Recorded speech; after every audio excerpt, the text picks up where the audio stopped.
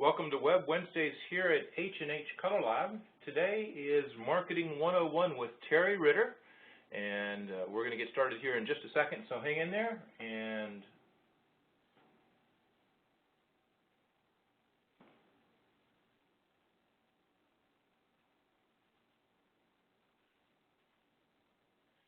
Okay, Teri, take it away.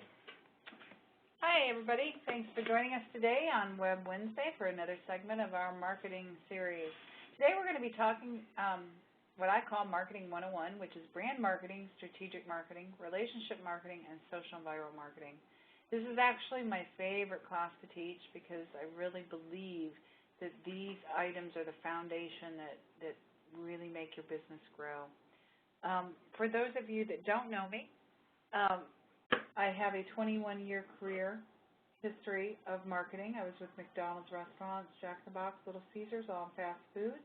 I left that after 21 years and went into photography, which had always been a passion. Opened a studio in San Diego. I had that studio for 5 years, and I spoke and taught people how to grow their business because mine had really shot up and took off when I started it. And then I actually kind of consumed me, and my husband had a job offer, so I ended up selling that, and now I am consulting for H&H, and I handle their marketing. So I'm very excited to be able to now share with people things that hopefully can make you successful. So with that said, let's get started. In our 1-hour jam session today, we're going to talk about what marketing truly is. We're going to talk about brand marketing. We will discuss strategic marketing, what relationship marketing is, as well as social and viral marketing. So I'll ask the question, what is marketing? Is marketing what you wear? Is it the style of your studio? Is it your packaging, the style of your work? Is marketing advertising? Is marketing newspaper ads? Is it promotions? What exactly is marketing? Well, the dictionary defines marketing as the activities of a company associated with buying and selling a product or service. It includes advertising, selling, and delivering products to people. My takeaway is that anything that touches your client or potential client is marketing. So yes, the mailbox outside your home, if you have a home-based studio, that is marketing. The clothes you wear, that is marketing. The way your viewing room is set up is marketing. So let's envision marketing as a huge umbrella. And underneath that umbrella, there are a lot of different things. There's advertising, products, dress, curb appeal, which is the neatness of the landscaping as you walk up to the studio. It is your website. It's your presentation format, proofs or digital presentation. It's your logo. It's your furniture and decor. It's the price list. It's the environment. And let's walk through some examples of what I mean when it is all these things that make up your brand. Here are some big brands in the world. We have Canon, McDonald's, Target, and others on here. Well, the minute I showed this slide, you recognize every single one of these brands. And it evokes feeling. Some of those feelings are positive and some of those feelings are negative, but it evokes feeling. Now, your brand promise equals your brand image. So the feelings that it evoked from you had to do with the promise that was made. And keep in mind, the brand is the foundation of the business. So let's look at Target. I'm going to throw this up here, and you just sit and look at it for a minute. And then I want you to really analyze what you're feeling when you see this. I think of fun, personally, when I see the Target logo. Another interesting piece about the Target logo is you can just have the bullseye up there and you don't even have to have Target on there and you know what this logo is.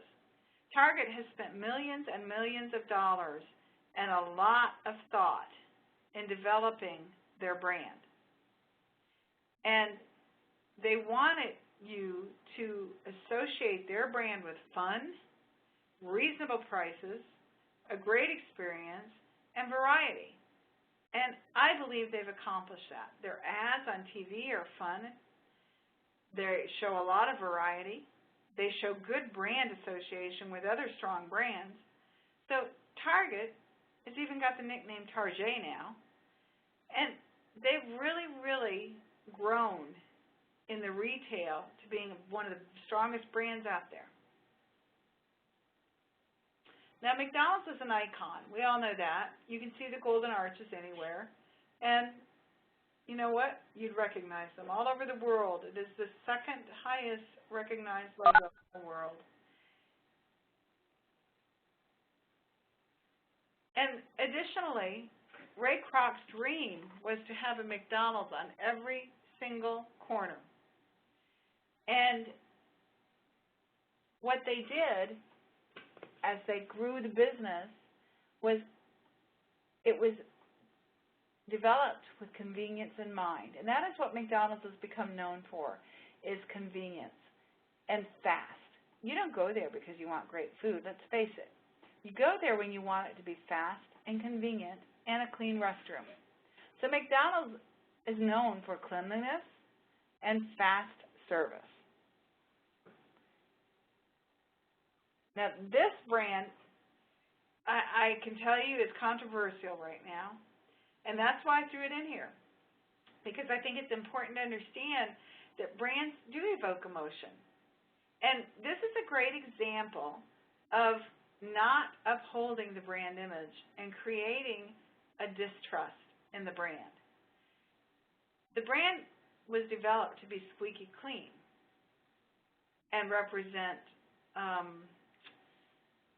quality and honesty and integrity and wholesomeness.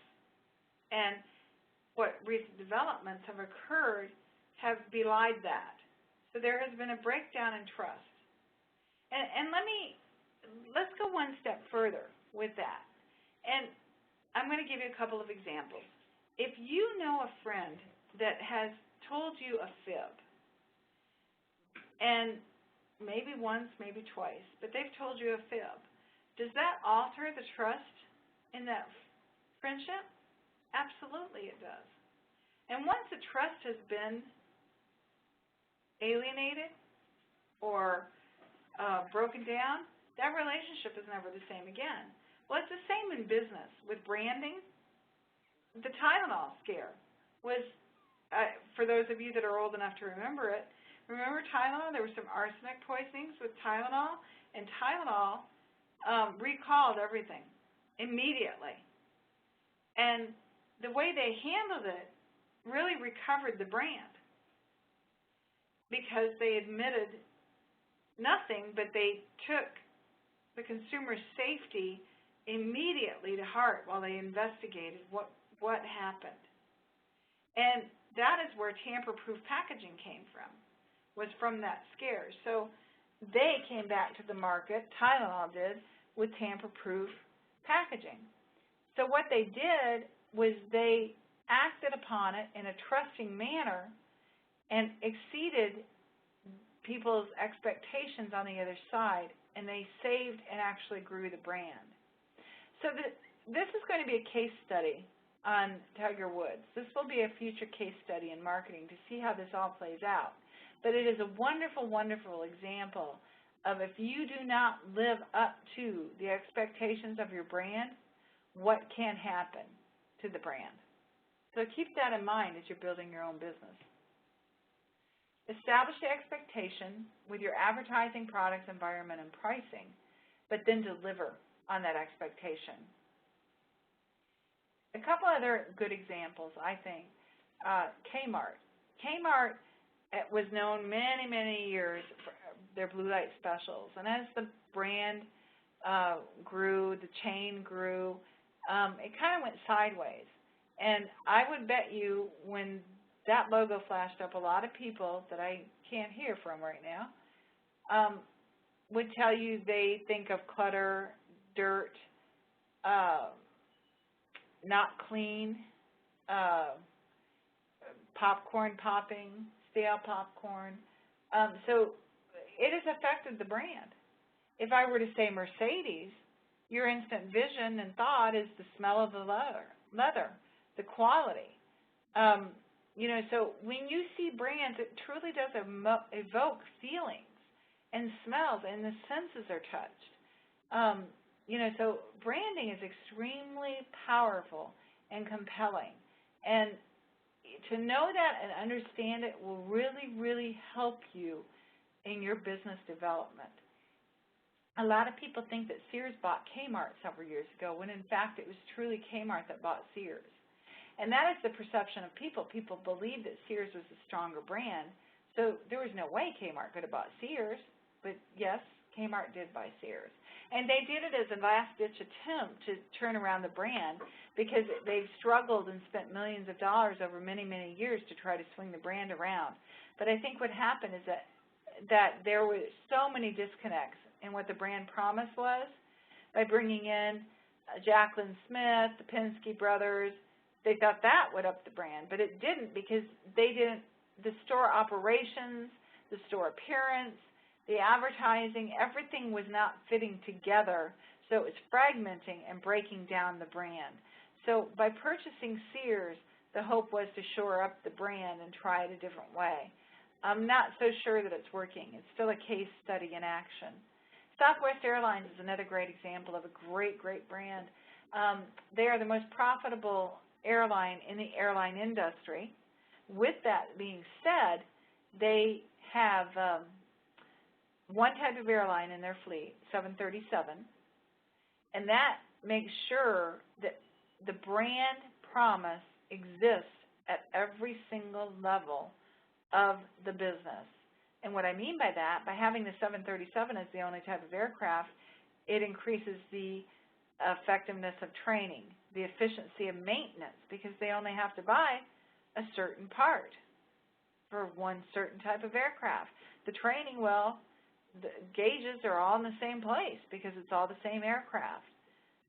You don't have to acclimate yourself to where the coffee pot is if you're a flight attendant every time you get on the aircraft. It's in the same spot.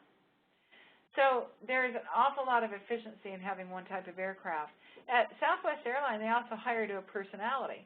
Their brand is safety and fun and relaxed environment. Well, and low cost. It's regional airline that has grown to be a national. So it's low cost and a lot of flights in between points. So it's convenience. And they deliver on that. Day in, day out. They're a fun airline. Their advertising is fun. They talk about convenience, so they deliver upon the established expectation. So keep in mind the brand promise equals the brand image. And by products, pricing, the environment, communication, and staff, that builds the brand, which is the foundation of your business. Now we're going to move on to strategic marketing. The dictionary defines strategy as a plan, method, or series of maneuvers or stratagems for obtaining a specific goal or result. Well, Teri's takeaway, my takeaway, is simply, if you don't know where you're going, any road will get you there. Truly, truly the fact.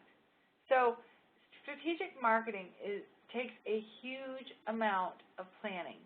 But if you sit down and you spend the time to do it and do it well, all you have to do is execute the plan for the remainder of the year.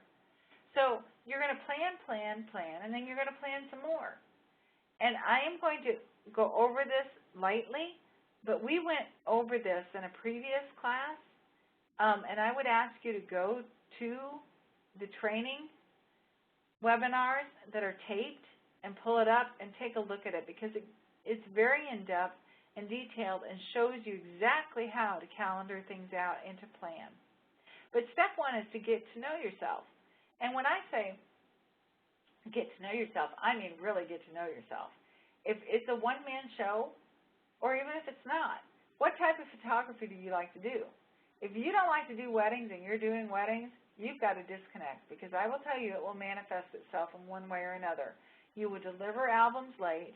You will not be on your best behavior at all times at a wedding. You'll resent the 8 hours or 9 hours that it turns into in the bridezilla. So if you're shooting weddings and you don't like them, don't. Change what you're photographing.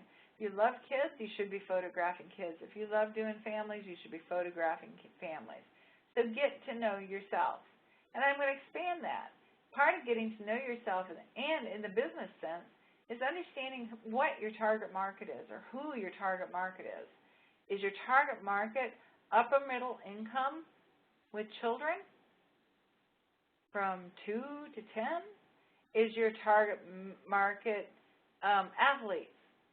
Is your target market toddlers? You need to define who your target market is going to be. There are a lot of things to take into consideration for that, but a huge piece of it is what do you enjoy photographing. The next piece of this is, where's my trade area? Your trade area can be 40 miles out in a circle, but you need to understand where your trade area is.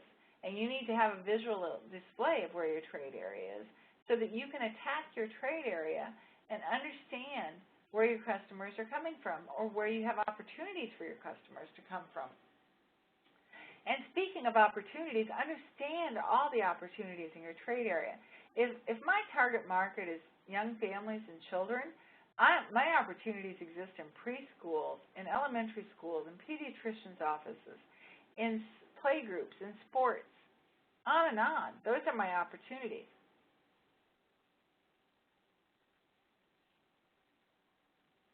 And I want to take advantage of them. So the next step is to set your goals. And these are SMART goals. I mean specific, measurable, attainable, realistic, and timely. It's like, okay, I want to increase sales. Well, that's not a goal. I want to increase sales by 10% by June. And that 10% is going to be made up of 5% in my children's and 5% in my high school seniors.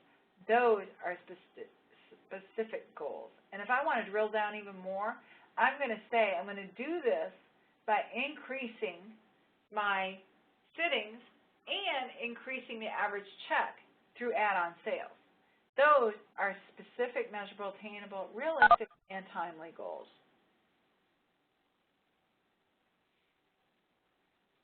Then you're going to plan some more. You're going to plan promotions or events because that's where your cash flow is going to come from. And again, I'm going to encourage you to go back and look at that video because I talk about Watch Me Grow, my Watch Me Grow program, and it fits the brand. And you have to meet your goals. So plan promotions because they're cash flows. Plan events. But don't forget the day in, day out portraits that you take that are your bread and butter. So you have to plan all this out and calendar it. The calendar is your friend. I do a yearly calendar. I first go in and I mark the holidays. Then I mark important dates. Then I lay in those promo and events that I was talking about. I include marketing deadlines and creation deadlines because then I live off the calendar. Again, this was all laid out at a previous webinar, so please go take a look at it as I show you in detail how to do all this for the entire year. Now, it's important to remember that everything you do swings back and supports the brand, the communication you put out, the promotions you put out, and the price list, everything. Branding and planning equals potential sales growth. Get to know yourself, establish SMART goals, plan, and then plan, and calendar. Strategic marketing will bring your brand to life. The next marketing channel we're going to talk about here is relationship marketing. Relationship is defined in the dictionary as a particular type of connection existing between people related to or having dealings with each other. My takeaway is it's the best return on investment of all types of marketing when done correctly And I stress, with a pure heart. And I'll explain that in a few minutes. So let's say, for example, I want to go after kids. I want to grow the kids segment of my photography business. Well, I'm going to work hard on building relationships with people. With the pediatrician's office, I'm going to go in there and I'm going to talk to them about decorating their office with portraits. I'm going to talk to the office manager about photographing her kids at no charge and giving her some prints. And I'm going to talk about photographing the staff and having a wall on there for the staff. Yeah, it's going to take some time, and it's going to take a few dollars to invest.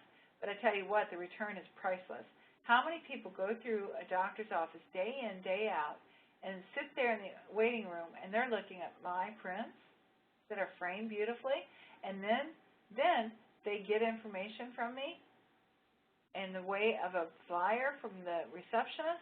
But the office manager, if she's there, she's going to say, oh, my gosh, she's so much fun to work with. So it's time. I mean, you don't go in and slam, bam, let me hang up pictures in your office. Let me take your kid's photograph. Let me take the staff photograph. Let me take the doctor's photo. That's why it's called relationship, because you start small and you keep adding and you keep adding and you build this relationship. And it's like any other relationship. It's long enduring. It's emotionally connected, but it's based on what you've given and what you've received. And the other target I would do is preschools. I would go in and I would establish a relationship with the director of the preschool. I would do a fundraising event where you photograph families in 20-minute sessions, and 10% of all the sales go back to the preschool. And then take candid pictures of the kids out on the playground and give them to them so they can go in and you can do a slideshow for them for the end of the year. It's fun. And all the kids at the school, by the way, get to know you as the photographer. And you're building a relationship with the people that make the school run. Invest time, a caring heart, and your return is tenfold. Now I'm going to switch gears a little bit to cause marketing, which is also relationship marketing, but in a different form. I really believe in business it's important to give back to the community in which you do business, and I urge you to seek a cause that fulfills you personally. And if you do this with a pure heart, you'll benefit as a byproduct. And what I mean by a pure heart, if you go into it expecting, oh yeah, this is my golden nugget, this is what's going to make me rich, this is going to get me so many customers, that's not what I'm talking about. What I'm talking about is finding something that you truly, truly feel good about getting involved with. May it be breast cancer cure, may it be cerebral palsy, may it be autism, may it be, getting a new library in the community. Whatever it is, make it your cause. Help them, because we've truly been given a gift as photographers. I truly believe that. And we need to use that gift appropriately. And giving back to the community in which we do business in only makes our business stronger as a result. So relationship or cause marketing allows you to focus on an area that links with your brand. It's a time investment, no doubt, but I encourage you to give back to the community in which you do business in with a pure heart. Whew, man, we're just breezing through this stuff. This is a lot of stuff to talk about. But again, we're glossing over. It goes a lot deeper than this, but I think we will probably have in the future classes on each one of these segments. So be on the lookout for that. As we get into social marketing, the dictionary defines it as living or disposed to live in companionship with others in a community rather than in isolation. And that's the definition of social. So it certainly fits social media, doesn't it? My takeaway is that social media or social marketing or viral marketing, whichever you want to call it, is absolutely a vital piece to the overall marketing mix. You need to learn it, spend time understanding how it works. It's not going to go away. It's growing, it's changing, and it's evolving, and we are just at the beginning of it. But always, always, always keep in mind with social marketing, your objective is to drive people back to your website. Speaking of websites, everybody should have one. And if you do, you need to make sure that it fits all this criteria, and if you don't, you'd better get one. Your website needs to be very simple and easy to navigate. You don't want to make it so complex that people get frustrated and are just driven away. You want to have lots of images, and those images need to be big. You need to grab people quick. And you should always have some pricing info in there, maybe on sitting fees, maybe on packages, whatever you're comfortable with. But keep in mind, this is a filter. You're going to filter out those that cannot afford you, those that would choose to pay more. It serves as a true filter. But the purpose, the ultimate thing you want to occur from the website is compelling someone to call you or book you. Keep that in mind. On your website, you need to have a blog. A blog is like a journal. It's a journal that lets people know fun things, happening things. It creates a buzz. It's a representative of your brand, again. You want to create a personal connection. That's the purpose of the blog. It needs to be, as I said, informational and compelling. You want to do contests on here that are fun. Not all the time, but periodically do some contests. And also, you have to update this blog at least 2 times a week or don't have it. It's worse to leave it on there and let it grow stagnant than it is not to have one at all. I want to talk a little bit about Facebook as we leave the blog and go into outside media sources. Facebook has 91 million unique users in the month of March for 2010. It's a growth of 195% year over year. The purpose of Facebook for you as a business tool is to drive people to your website. I would encourage you to set up a fan page initially, or in some circumstances you will set up a group. The difference between the two, the fan page is openly accessed by anybody. Your group, you can limit who comes and who goes into that group. So depending upon your objective, that will determine what type of page you want to set up, a group or a fan page. And Facebook also gives us some opportunities to advertise locally. Let's move on now to Twitter. Twitter is the fastest growing social marketing tool out there today. In March, there were 14 million unique visitors, and that growth is up 1,202% over last year. The purpose of Twitter is to create and compel instant action. It gives you an instant connection. It gives you instant inner circle access. It creates what we call a buzz in social networking talk. And when I say it compels an action instantly, let's say I'm doing one of my Watch Me Grow events next week, and I'm going to tweet out, meet me at the TJ Maxx. I'll be at the TJ Maxx between 3 and 4 at the corner of Parker and Elliott. I'm wearing red. If you come up to me and say Teri Ritter Photography takes the best portraits, I will if you're the first one, I will give you a free session in my Watch Me Grow program event next week. See, you use it like an instant coupon. And if they retweet it, they get wallets free with that. Because, again, you want them to retweet it to send it out to all their contacts, because that creates that web, that growing web that goes out there, and that's why they call it viral. It acts like a virus. YouTube is another great medium. 100 million U.S. viewers last month. It allows visual interaction. It creates opportunities to share, and it leads back to the website. Now, if I do a senior session, and if they spend $1,000, I give them an Animoto video. The Animoto video, they can put on Facebook and or YouTube. And I will tell you 99% of the time it ends up on YouTube, because all the kids can see it on YouTube. And YouTube is just one of those fun things. So with social or viral marketing, we have our website, the blog, Facebook, and keep in mind you want to drive back to that website. So we are done with Marketing 101. we covered brand marketing, strategic marketing, relationship marketing, social, viral marketing. Keeping in mind that we did truly just touch the surface of each one of these, and hopefully in the future we'll have more in-depth classes addressing each one. Now, strategic marketing, as I said, if you go back to some of the planning classes before, marketing classes, you will find information on strategic marketing and calendaring. Thanks so much for attending today, and now we'll open up the floor to questions.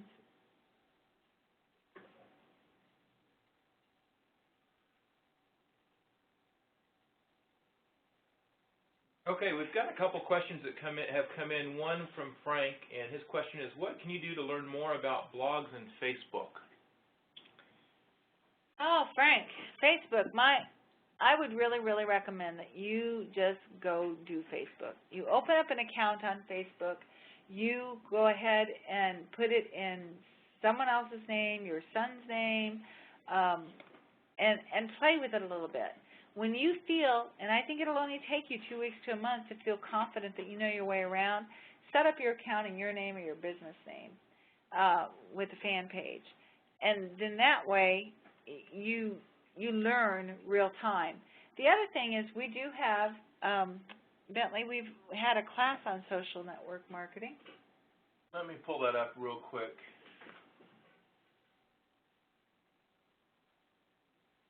And Frank, while he's pulling this up, you can go in and take a look at this. And they've got, Scott and Adina have a lot of great ideas. If you look here, we have a class called Social Marketing or Social Strategies in the Gen Y World, and that's a program Scott and Adina Hain did on social marketing. And another one, Generate More Business Through Free Marketing. It wasn't necessarily on Facebook, but there's some discussion on that, and that was talked about by Karen Goforth from Irresistible Portraits. So check those two out. You can also see in this section on our website our 2 Planning for Successes. These are 2 of the marketing classes that Teri has been referring to that she did earlier in this year, and they were really, really good classes. One of the things that we did them at the beginning of the year, but you can implement them at any time and just start a new calendar with those whenever you want. Had another 2 questions, and one I'm gonna read to you now, Teri. And as you're answering that one, I'm gonna pull up information on the second one. Nicole was asking, what are some promotions one could use to raise interest in senior photography? I'm gonna say there's a good senior rep program that, and don't roll your eyes when I say senior rep program, because this one is a little bit different. Keeping in mind that when you're first starting out, your goal is to get people to sit in front of your camera. I used to say if I could get them in front of my camera, I could sell all day. And that is true. And what you're trying to do is get your name out there. You want exposure and awareness when you first start. So what you're going to do is try to get people sitting in front of your camera. So I'm sure you know a couple of seniors. And before, I want to make sure that there's a caveat. I'm assuming that you have honed your work and your photography is exceptional. If it is not exceptional photography, I would encourage you to hone your craft to get better and better before you go out and market yourself. If you go out and market yourself aggressively and you have not honed your craft, you will damage yourself if you're not ready to go forward with very strong photography. Now, with that said, and let's say you've honed your craft and you're ready to take your business on to the next level, get a couple people, high school seniors, to sit in front of your camera, photograph them, give them some images, and then also give them cards that they will pass out, or actually they will sell these for $10 or $20 to 4 people. You will give them 4 cards, and they will sell them for $10 or $20. They keep that money. These cards are good for free sessions with you. So you're getting them in front of your camera. Let's say you have 3 people doing that. That's 12 sessions. And if your sessions average $600, which I think is very realistic, that's a little bit of money for you. And what happens is if those people, those 12 people then like their images, which I am sure they will, then they tell people, and the word just starts buzzing then and growing and growing and growing. Also had another question. Oh, I just lost it. It was from James asking, do people actually still read blogs, or has social networking replaced the need for blogs? And this is pulled from a program that Scott and Adina Hain did in Las Vegas at WPPI, and it's just a couple quick slides. And they talk about releasing images for the viral mind. They go through a 5-day plan of what they're going to do with their images, where they're going to release them. For example, they were talked about in a magazine. They released that on their blog. They come in and show some information about that and link to it. They use some link tools to take them, and then they tweet about that blog post, which drives people back to the blog. They can also come in and link to Facebook with a widget that they've got added on their blog. When it comes up on Facebook, they start linking within to, or use link within to drive people back to the blog, and post things multiple times, and then they just keep going through so it becomes favorites and groups. So they're using all these social media things to drive people back to the blog, and keep in mind that the social media is a very small bit of information to drive you to the blog, which is a large piece of information. So it's to capture the interest and then drive them back to the blog where they can find out more information, more details. So I wouldn't say that blogs are dead. I think they're more important than ever. You just need to tie it in with your Twitter account, your Facebook account, whatever other types of social media accounts you're using. Make sure that they all work together, and kind of like Teri said with your marketing stuff, have a plan and replan and rework the plan and make sure that they're all functioning together. Okay, well, I think that brings us to the end of today's class and all of our questions. And once again, thank you from everyone here at H&H Color Lab, and we hope to see you in another web class very soon. Have a great day.